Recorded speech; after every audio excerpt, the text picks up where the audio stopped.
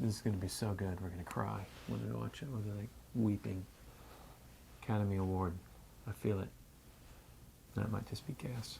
Love Ed with Julie and MJ.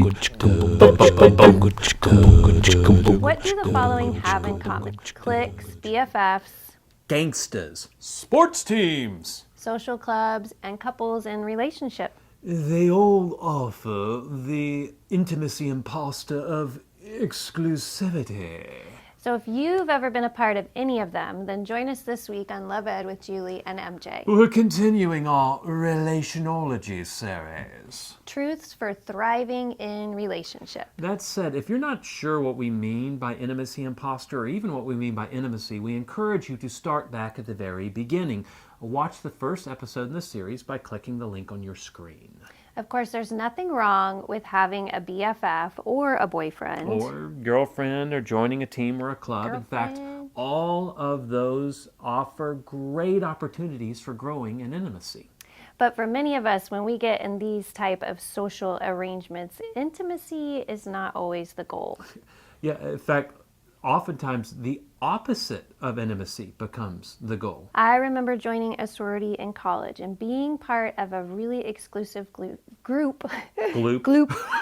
Exclusive group was very exciting and very intoxicating. And would you not say, though, that, one of the main purposes of that group was for you girls to grow closer together? Yes, that's definitely part of the appeal. You'll make the best friends, and many people did. But then there was also that aspect of, I'm something that you're not. Because you have Greek letters on your chest. Well, not right now, obviously. She has I'm overalls. a farmer, and you're not. No.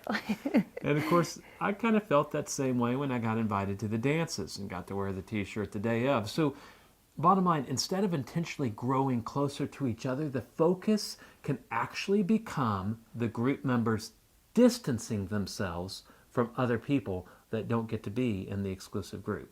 I remember several instances where the exclusivity of my group hurt people. Well, I think it's hard for us oftentimes to admit what our true motivations are.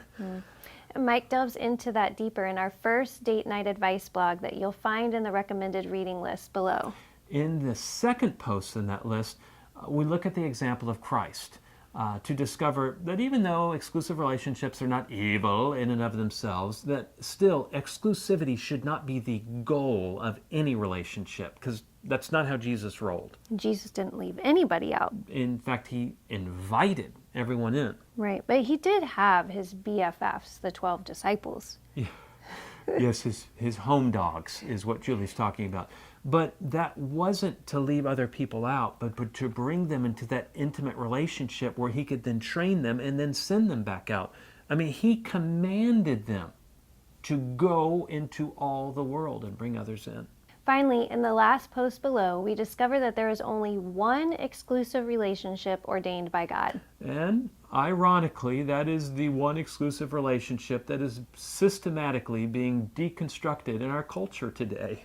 Mike explains how the collapse of this cornerstone relationship leaves a deep emptiness that fuels our desire to pursue other exclusive relationships that can't fulfill our need for intimacy. So check out the links below and then check back at again as we reveal another intimacy imposter in our relationology series. Join us next week for Love Ed with Julie and MJ. Love Ed with Julie and MJ.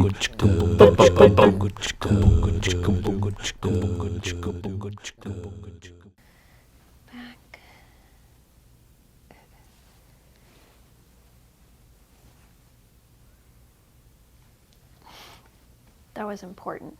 The placement of the pillow is very important. The pee-pee is important. The pillow placement. It makes or breaks the video. It's not our terrible performance. No. It's the pillows. Pillow placement. Well, I don't know what they're talking about, but the pillows are awesome.